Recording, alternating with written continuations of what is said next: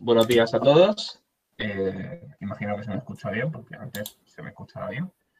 Y voy a poner el cronómetro, por si acaso, que nunca se sabe.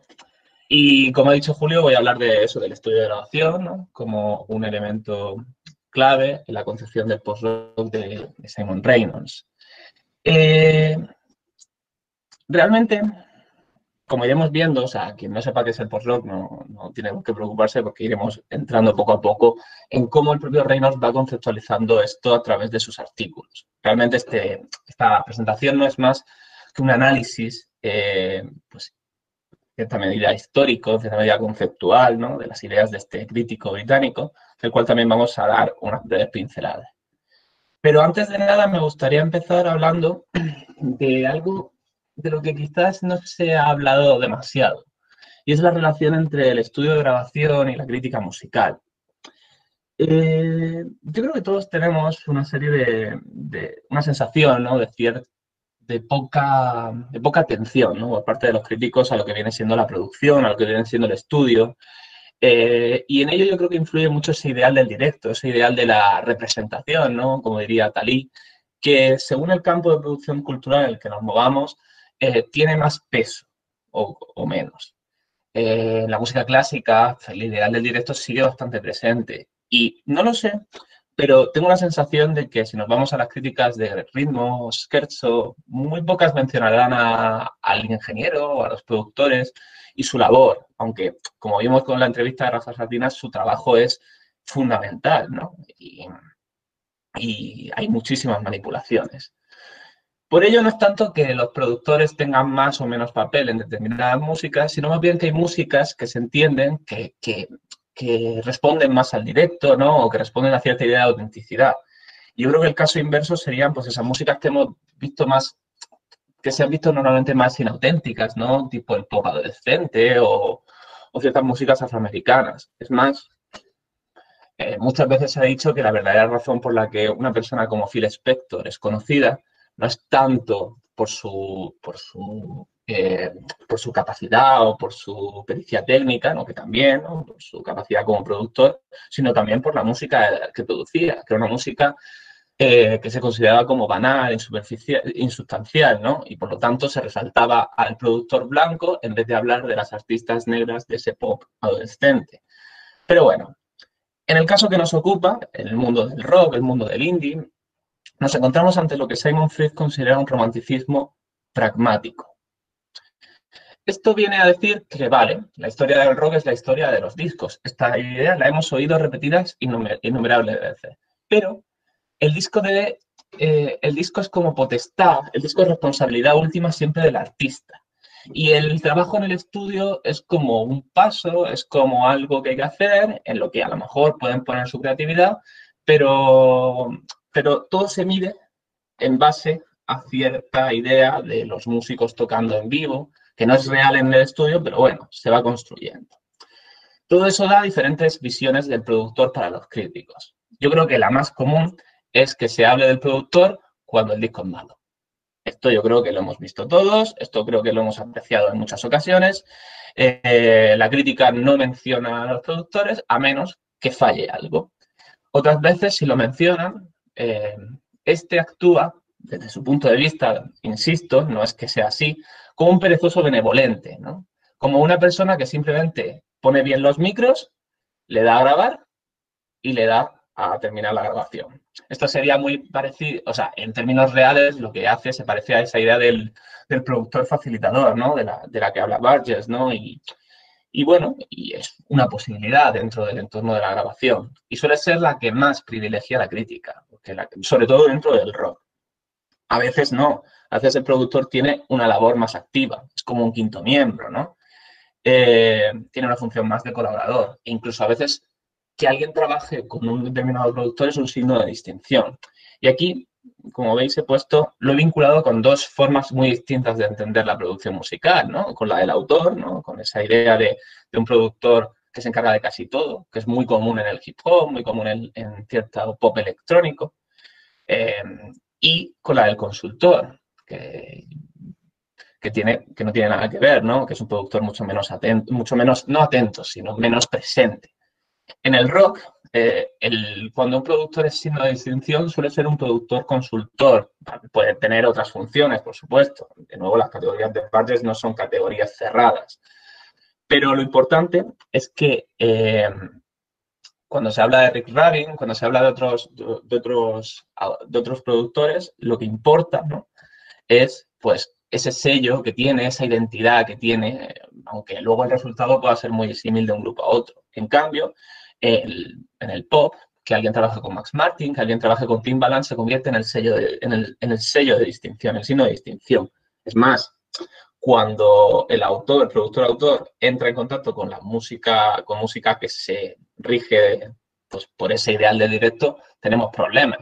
No sé si recordáis el último disco, no fue el último, no lo sé, bueno, un disco de Chris Cornell que fue producido por Timbaland y que básicamente fue tremendamente atacado porque la producción de Timbaland, que estaba demasiado presente, atentaba contra los ideales del directo del rock y contra toda la autenticidad que había construido alrededor de él. Bueno, con todo esto en mente, de lo cual podemos debatir más largo y tendido después, podemos pasar a hablar de la figura de Simon Reynolds. Simon Reynolds es un crítico británico que empieza trabajando en weeklies como Melody Maker y posteriormente en revistas como Mojo o The Wire. Él pertenece a una generación de autores que empieza a trabajar en la segunda mitad de los 80, después de esa generación de autores que Lindbergh y otros investigadores denominan como el New Pop.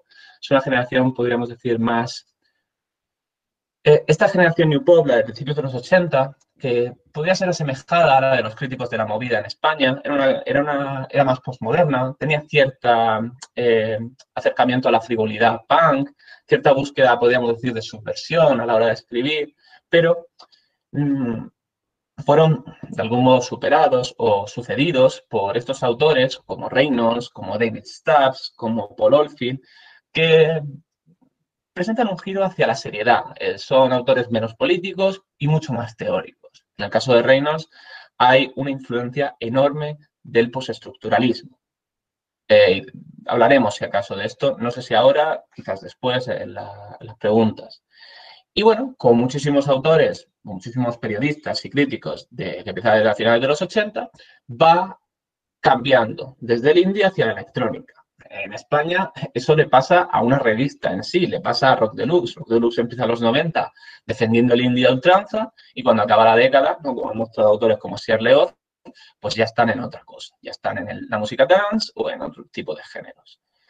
Y en este proceso que le lleva desde el indie hacia la electrónica, va acuñando diferentes términos. Entre ellos, pues el más importante es el de post-rock, pero también ha ayudado a sentar ideas como neurofunk o la idea de hauntology, ¿no?, que realmente toma de Derrida, ¿no?, y de Mark Fisher, pero bueno, él ayuda a sentarla en el plano musical. ¿Cuándo empieza a hablar de post-rock Reynolds? Esto no creo que sea necesario decir o señalar una fecha fundacional, porque todo viene muy de atrás, ¿no? Viene de su interés por el indie y de un momento en el que, a principios de los 90, empieza a considerar que la gran mayoría de los grupos de indie son tremendamente regresivos. Son grupos muy aferrados a un canon de artistas de los 60 y muy conservadores. Esa es la visión que tiene él. Él está pensando sobre todo en grupos tipo Teenage Fan Club, los propios Smiths, REM, R.E.M., para los del otro lado del charco.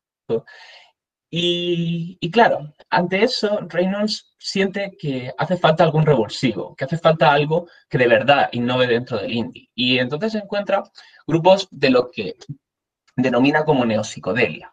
Esta neopsicodelia pues sería Arcane, ¿no?, o Arcane, o Happy Mondays, o el propio Screamadelica, ¿no?, de Primal Scream, que creo que sale en ese mismo año 90, que son grupos mucho más influidos pues, por determinado trabajo en el estudio, por ciertas músicas afroestadounidenses, como el dub o la electrónica.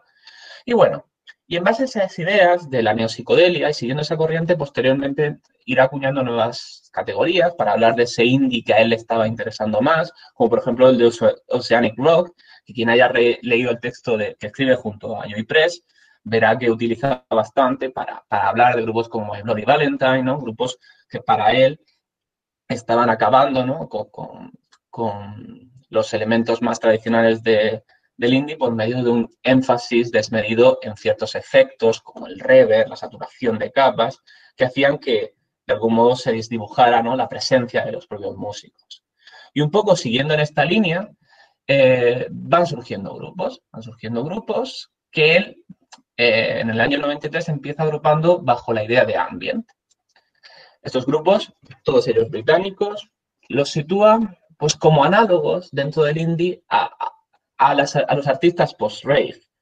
¿A qué nos referimos con post-rave? Pues fundamentalmente a Aphex Twin, a Autechre, a todos esos proyectos que surgen del boom del techno y de la electrónica en Inglaterra, pero que le dan un giro, ¿no? Que le dan un giro, podríamos decir, más ambiental, más experimental. Y eso es lo que Reynolds siente que está pasando en el indie. Que hay unos grupos que están teniendo un sonido más basado en la manipulación dentro del estudio de grabación, con una actitud más psicodélica, incluso hippie, y una marcada actitud anti-rock. Todo ello lleva a que en el año 94 empieza a utilizar de manera consciente la etiqueta post-rock. Y la primera definición larga que da sobre esta etiqueta, ¿no?, que ya en este texto, ¿no?, se empieza a concebir casi a modo genérico, ¿no? Empieza el texto diciendo que, bueno, que los grupos están de algún modo, que estos nuevos grupos están forjando un nuevo género. Eso, así empieza, por ejemplo, la cabecera del artículo, ¿no? Pues bueno, en este artículo, Shaking the Rock Code, que es un artículo que publica en mayo del 94, él habla del post-rock como el uso de instrumentos de rock para propósitos que no son los del rock. Dicho así, no significa nada. Esto podría significar cualquier cosa, pero bueno, lo que significa fundamentalmente es que los instrumentos, como la guitarra, el bajo, la batería, funcionan como facilitadores de timbres y texturas, apoyados normalmente por las tecnologías digitales, por el sample, los secuenciadores, el MIDI. Esta definición que establece, de la que vamos a hablar un poco más a continuación, pues la hace pensando fundamentalmente en bandas británicas, en bandas como, sobre todo bandas que formaban una especie de microescena, ¿no?, en el este de Londres, como Bar Psychosis, Sheffield, East Sides, pero también en proyectos de gente muy diversa, ¿no? Incluso proyectos de personas que venían del mundo del metal, pero se habían alejado totalmente de él, como Mick Harris o Kevin Martin, ¿no? Bueno, para que nos hagamos una idea de a qué se refería con post-rock, vamos a escuchar breves fragmentos, o quizás no tan breves, dado que tenemos un poco más de tiempo, de uno de esos grupos que para Reynolds simbolizaba pues, al post-rock. Vamos a ir picoteando, ¿vale? Para que os hagáis una idea y para que vayamos escuchando qué papel podría tener el estudio en estas bandas. Uy, un momento.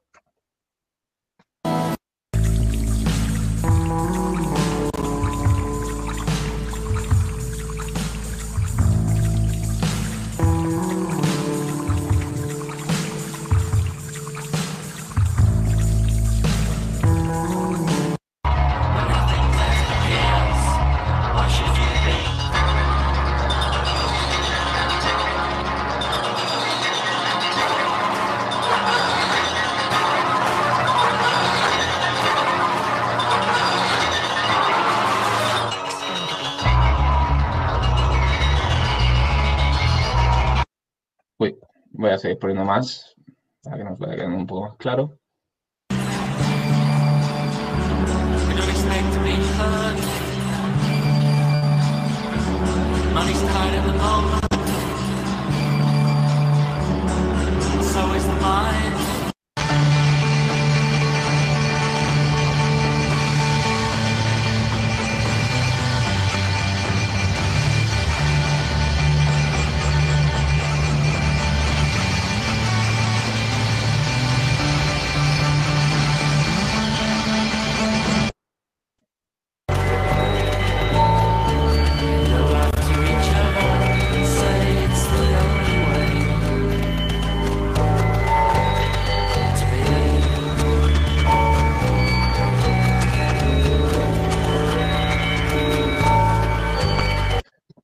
Como se puede apreciar, en este disco hay un trabajo bastante grande con técnicas como el sampling, hay mucho resampleo de guitarras, de de ciertos efectos. Hay incluso momentos en los que tenemos superposiciones casi politonales, ¿no?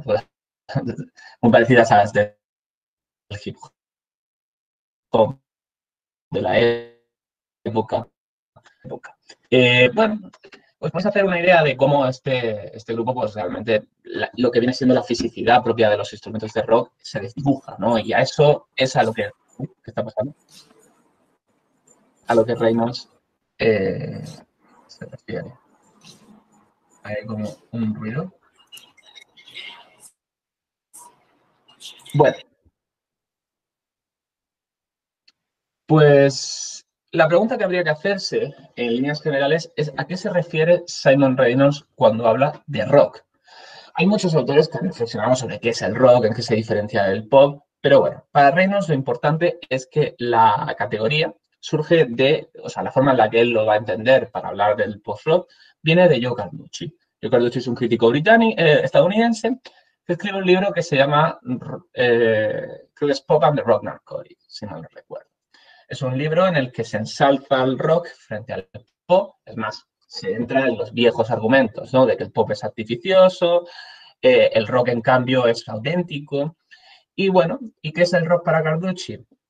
Es un tipo de música basado en la presencia de los músicos, ¿no? En la ejecución, o sea, de la presencia de los músicos en la ejecución en vivo, ¿no? O sea, es más, el propio Carducci escribe una historia, por así decirlo, del rock, que va desde, pues eso, desde el rock and roll o la música garaje hasta el grunge, y en ella no tiene ningún problema de excluir aquello que le parece que no se atiene a los ideales del rock. Por ejemplo, no mete a los Beach Boys porque considera que frente a otros grupos de surf, que sí que tienen esa presencia, que sí tienen ese componente físico, los Beach Boys trabajan demasiado en el estudio, entonces no deberían estar en la historia del rock.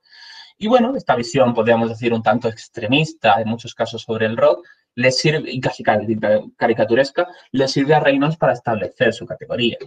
Puesto que frente a esa presencia, lo que el post-rock vendría a representar es un uso virtual del estudio, un uso del estudio pues como un espacio en el que se desestiman las relaciones físicas normales de la banda de rock. Pero Reynolds no se está refiriendo solo a eso, es más, su visión del rock también se podría entender de una manera mucho más concreta como un sinónimo del indie rock de guitarras, ¿no? De esa categoría que Bannister considera que refleja pues un poco cómo el indie, ¿no? como escena, como campo de producción cultural se entendía en los 80 y 90.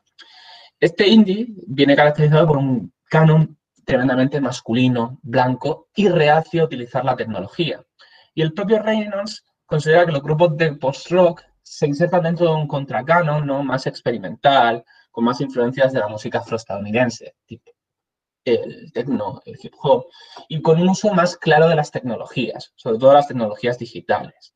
Es más, hay un punto en el que dice que es un género mestizo, andrógino y posthumano, ¿no? O poshumanista. Esto no lo dice en este artículo, en el Second Roman Coding, pero sí que lo dice en un texto posterior. Y ya nos da un poco la idea, ¿no? Una idea un poco milenarista que manejaba el propio Reynolds.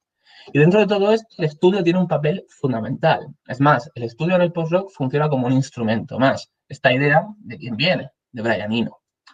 Y el propio Eno se habla en bastante profundidad en este propio artículo, en el de Shaking the Rock Narcotic, contraponiéndolo todo el rato a la figura de Joe Carducci, diciendo todo lo que Joe Carducci quiere de la música es lo que Brian Eno no quiere. Es más, para Reynolds, Brian Eno pertenece a un linaje pues sí, un linaje de productores que va desde Phil Spector hasta Trevor Horn, ¿no?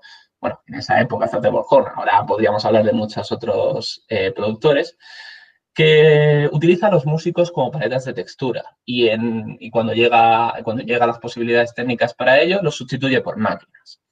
En el caso de Brian Eno es bastante claro. Pensar, por ejemplo, en los discos que él hace en los 70 con Robert Fripp o luego en sus trabajos ambientales con Harold Bach y cómo eventualmente las máquinas terminan haciéndose con el control total. Bueno, el control lo tiene Brian Eno, pero eso habría que reflexionarlo más profundamente, ¿no? Y bueno, este trabajo en el estudio, ese trabajo más sí, del estudio como instrumento, del estudio como espacio de experimentación, lo ve también en estos grupos. Estos grupos, algunos de ellos, utilizaban pues versiones primitivas de Cubase. En el propio artículo hay entrevistas y, si mal no recuerdo, tanto Sheffield como Insights ya estaban usando primeras versiones de estos programas, ¿no? Y para hacer su música. Es más, directamente afirman que sería muy difícil plantear su música de una manera totalmente analógica, ¿no? Hay grupos que no, hay grupos que trabajan de manera analógica, recuperan técnicas experimentales de los 70, recuperan sintetizadores, recuperan sonidos, ¿no? Pero bueno, pero la actitud que Reynolds encuentra en ellos es más o menos la misma. La de una música que se centra en una construcción vertical, en una construcción tímbrica, en una construcción, podríamos decir, casi espacial de la música, frente al desarrollo horizontal, ¿no? Del rock convencional, ese desarrollo de estrofas, estribillos, riffs y todo este tipo de elementos. Es más, ¿cómo se aleja de esa música horizontal? ¿Cómo se aleja de ello? Pues o bien por una música ambiental, una música no teleológica, en la que pues todo, en la que ya no hay direccionalidad posible, o bien una música muy repetitiva, una música dinámica, que se acercaría a lo que Robert Fink llama las teleologías recombinantes en su texto sobre el minimalismo, que es un concepto que me parece muy útil para separar la forma de entender la direccionalidad del post-rock de la del rock más convencional. Y todas estas formas de alejarse del rock convencional vienen apoyadas de procedimientos como el loop o muchos efectos, ¿no? Como el reverb o el delay, que le permiten a los grupos pues, superar, ¿no? Al directo, incluso pues, ensalzar al estudio, ¿no? Como el lugar en el que se desarrolla su música. El problema de las definiciones de Reynolds. En este momento podemos objetar distintas cosas, ¿no? Podemos hablar de que quizás habla de grupos muy diversos, pero aún así podemos entender que que a mediados o sea, que en estos artículos sobre el post-rock británico, las ideas de lo que caracteriza al post-rock están más o menos claras. ¿Qué pasa? Que poco a poco el término empieza a salir de las fronteras del Reino Unido y llega a Estados Unidos. Y aquí es donde empieza el problema. Aquí es donde de verdad se problematiza con el post-rock, ¿no? Porque el propio Reynolds, que se había movido, que se había, o sea, que se había trasladado a Estados Unidos, que ya vivía en Estados Unidos, pues considera que se debe trasladar también a la categoría de post-rock. Y entonces escribe, bueno, hay una serie de textos sobre la etiqueta, sobre este género en Estados Unidos, y quizás el más interesante es un artículo que publica también en The Wire a finales del año 95, en el que habla de los grupos de post-rock, ¿no? de ese viejo prejuicio, ¿no? De que lo americano siempre es más sencillo, siempre es más rudo, ¿no? Y entonces concibe que todos los grupos estadounidenses que se podrían situar cerca del post-rock están mucho más cerca también del directo, está mucho más cerca del rock tradicional. Y la única excepción que vea esto es Tortoise. Tortoise es un grupo en el que hay ciertas influencias del dub, ciertas influencias de los remixes del hip hop, hay algo, pero aún así Reynolds sigue viéndolo más cerca del rock tradicional. Claro, todo esto todo esto que os estoy contando sobre el post-rock estadounidense está trastocando totalmente la forma en la que se entendía el post-rock británico. Es más, no quiero detener mucho de ello, pero al pasar la categoría a Estados Unidos y empezar a aceptar grupos que no trabajan en el estudio de grabación, que no tienen esa visión tan contraria a un rock convencional, la categoría se va ensanchando, la etiqueta se va ampliando y los prototipos a los que refiere van cambiando su significado. Y eso, ¿qué hará eventualmente? Pues hará que, como entendemos a día de hoy, el post-rock no tenga nada que ver a cómo lo entendía Reynolds. Es más, el propio Reynolds llega a hacer un artículo en el que considera que el Kid A o podría ser un disco que está, el Kid A de Radiohead, del que hablamos hace 2 días, podría ser un disco que está ayudando a revitalizar al post-rock. Pero claro, El problema es que esa es la visión que tiene el del post-rock y para cuando el Key Day se publica, el post-rock significa algo completamente distinto y está cada vez más cerca al directo. Es más, a día de hoy, el papel del estudio ha desaparecido totalmente. Por eso vamos a escuchar, antes de concluir, ¿no? Vamos a escuchar trozos del segundo disco de Tortoise para que veáis que aunque hay elementos claramente experimentales, que hay mediaciones opacas, ¿no? Porque al final todo esto va de mediaciones opacas o mediación transparente, ¿no? Aunque hay mediaciones opacas, se nota la fisicidad de la banda, se nota la presencia del grupo, aunque, bueno, podríamos debatir sobre si las influencias reales de todo esto están más en el rock, están más en el jazz, pero bueno, vamos a escuchar algunos trozos, ¿vale?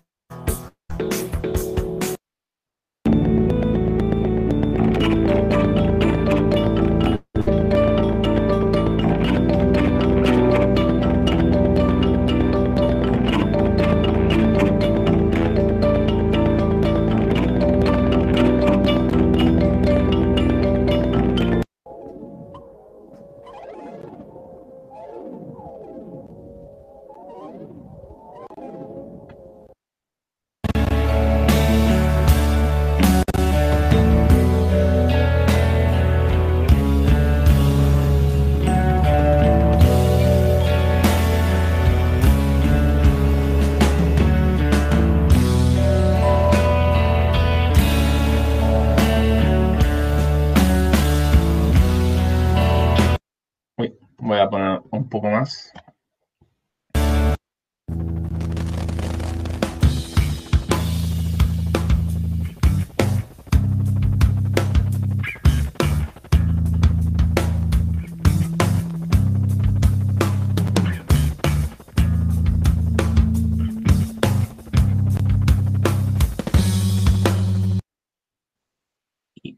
Y si consigo poner algo del último tema.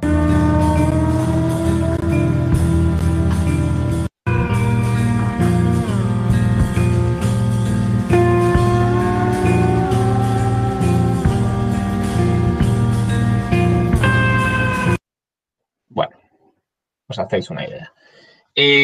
Como habéis podido apreciar, realmente hay de todo en este disco. Es un grupo bastante ecléctico. Es más, hay algunos pasajes que sí que nos acercan a una sensación de teleologías recombinantes. Por ejemplo, hay pasajes, ¿no? Al principio hemos oído parte del primer tema, que son los primeros 20 minutos, ¿no? Y en ese tema hay trozos que recuperan el motoric del krautrock, ¿no? O incluso hay un pasaje que claramente está inspirado por Steve Reich y el minimalismo americano. Y en eso sí que hay parte de esa sensación dinámica del post-rock. Lo que pasa es que luego hay otros temas, hay otros momentos que están mucho más cercanos a una concepción más física, ¿no? Del rock y que se alejan de esa visión del estudio. Como veis, Tortoise podría verse como un grupo de transición, ¿no? Entre una forma de entender el post-rock más orientada al estudio y una en la que el estudio ya no tiene tanta importancia.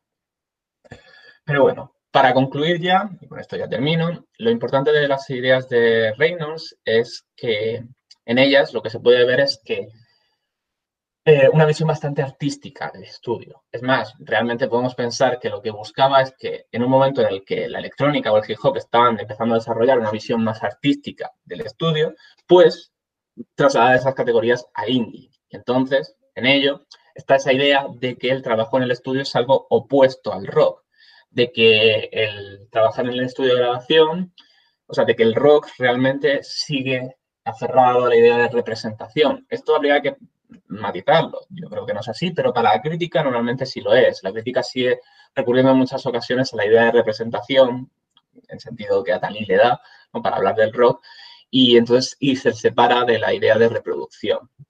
En ese sentido, la producción musical se entiende o se atiende solo a la producción musical cuando constituye una mediación opaca, cuando el uso de la tecnología se deja notar, ¿no?